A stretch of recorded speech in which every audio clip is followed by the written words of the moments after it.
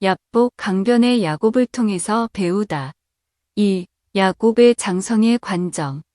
야곱이 위기를 당했을 때 기도한 사실에서 우리는 야곱의 언약에 대한 믿음을 본다.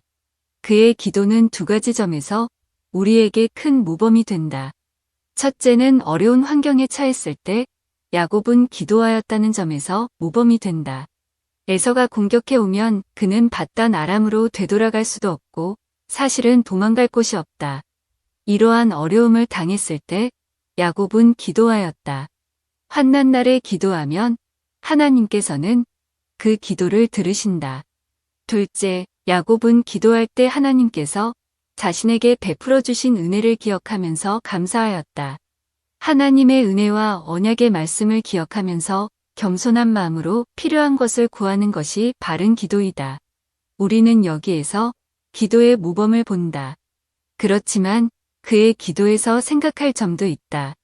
그는 하나님께 모범적인 기도를 드린 다음에도 야곱은 에서에게 줄 선물을 준비하였다. 이것을 어떻게 평가해야 할 것인가? 이러한 문제에 대해서 우리는 야곱에게 초점을 맞추고 그의 모든 행동을 흑백으로 이야기하는 일을 피해야 할 것이다. 야곱이 모범적인 기도를 했으니까 그 기도로서 신앙의 위인이 된 것처럼 보아서도 안 되고 또한 그가 기도한 다음에도 선물을 준비했으니까 다시 육신적인 방법으로 돌아갔다고 쉽게 단언해서도 안 된다. 우리는 야곱의 여러 행위에 대해서 하나씩 끊어서 평가하기보다는 야곱의 신앙 성숙의 관점에서 보아야 할 것이다. 하나님께서는 여전히 부족한 야곱을 그냥 물리치는 것이 아니라 나는 주께서 주의종에게 베푸신 모든 은총과 모든 진리를 조금이라도 감당할 수 없사오나라고 고백하면서 나오는 야곱을 받으시고 거룩하게 장성시켜 가셨다. 따라서 우리는 야곱의 이야기에서 야곱 같은 사람을 장성시켜 가시면서 언약을 친히 이루어 가시는 하나님을 배워야 할 것이다.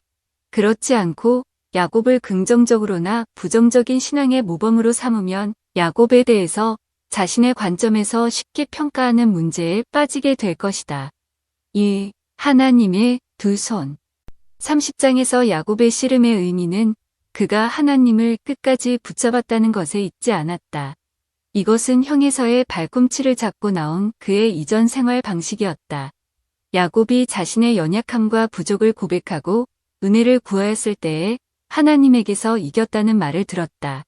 그가 하나님과 겨루어 이긴 것은 그가 끝까지 붙잡았기 때문이 아니라 자신의 정체를 고백하고 죄인임을 고백할 때, 즉 자신의 패배를 인정할 때에 하나님으로부터 승리자가 되었음을 인정받은 것이다. 주님께서 말씀하셨듯이 천국은 어린아이처럼 자신을 낮추는 자만이 들어갈 수 있는 곳이다. 우리는 이 장면에서도 이야기의 주인공은 자신의 연약함을 고백하는 야곱이 아니고 새로운 이름을 주시는 하나님이심을 배운다. 처음부터 야복 나루에서 야곱을 붙잡고 씨름을 시작하신 분은 하나님이셨다. 하나님께서는 20년의 징계를 끝내고 약속의 땅으로 들어오는 야곱이 그 상태로는 들어오게 하지 않으셨다. 마치 이스라엘 백성을 애굽에서 구원하는 대업을 시작하려는 모세에게 나타나셔서 그의 아들들이 할례를 받지 않은 사실을 가지고 그의 아들이 할례를 받기 전에는 모세를 죽이려고 하신 것처럼 하나님께서는 야곱이 언약을 믿고 순종하면서 나아오지만 그가 근본적으로 방향을 바꾸기 전에는 약속의 땅에 들어가지 못하게 막으셨다. 우리는 씨름의 장면에서 변화를 받고 새로운 이름을 받은 야곱을 보지만 그가 그처럼 변화되기 시작한 것은 오직 하나님의 은혜이다. 이 장면에서도 주인공은 끝까지 하나님을 붙드는 야곱이 아니라 여전히 하나님이시다. 야곱을 막고 들어가지 못하게 어려움을 주신 분도 하나님이시고 야곱에게 이스라엘이라는 영광스러운 이름을 주신 분도 하나님이시다. 칼빈 선생님이 이 구절의 주석에서 적절히 표현하신 것처럼 그분은 그의 왼손으로 우리를 반대하여 싸우시고 오른손으로는 우리를 위해서 싸우신다.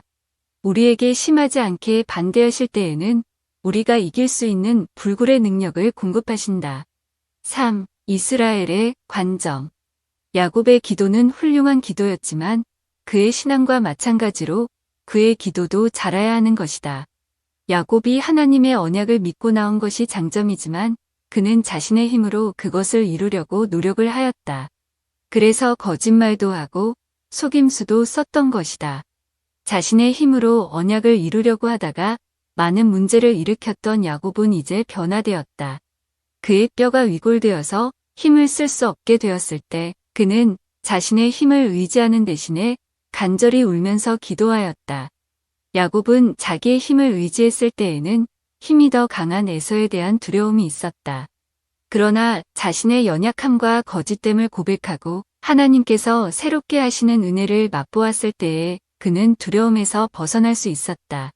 야곱이 자신의 무능을 고백하는 기도를 드렸을 때 하나님께서는 에서의 문제도 풀어주시고 에서에 대해서도 겨루어 이기게 하신 것이다. 우리는 에서에게서 구원해 달라는 야곱의 기도가 하나님과의 씨름에서 응답된 것을 본다. 에서에 대한 두려움이 자신의 무능력과 거짓됨과 육신적인 것을 고백하고 새로운 이름을 받은 데에서 없어진 것을 보면 야복강의 씨름은 에서에게서 구원해 달라는 기도의 응답임을 알 수 있다. 자신의 연약함을 고백하고 새로운 이름을 받은 야곱은 새로운 힘을 얻어서 이제 식구들의 앞에 서서 에서를 만나러 갔다. 4. 영적 이스라엘 백성의 삶. 야곱이 이스라엘로 계명된 것은 옛날 이야기만은 아니다. 하나님께서는 징계를 마치고 약속의 땅으로 들어오려는 야곱에게 하나님 나라 백성의 삶의 태도를 근본적으로 가르치셨다. 바울 사도는 그것을 이렇게 가르쳤다. 내게 이르시기를 내 은혜가 내게 족하도다 이는 내 능력이 약한 데서 온전하여 짐이라 하신지라. 이러므로 도리어 크게 기뻐함으로 나의 여러 약한 것들에 대하여 자랑하리니 이는 그리스도의 능력으로 내게 머물게 하려 함이라. 그러므로 내가 그리스도를 위하여 약한 것들과 능욕과 궁핍과 핍박과 곤란을 기뻐하노니 이는 내가 약할 그때에 곧 강함이니라. 사람과 겨루어 이겼다는 것도 새로운 방식으로 사람을 대하는 것을 의미한다. 하나님께 울며 간구하여서 하나님을 이긴 것처럼 남을 나보다 낮게 여기고 겸손히 대할 때 다른 사람을 이기는 것임을 하나님께서는 새로운 이름과 함께 가르쳐 주셨다.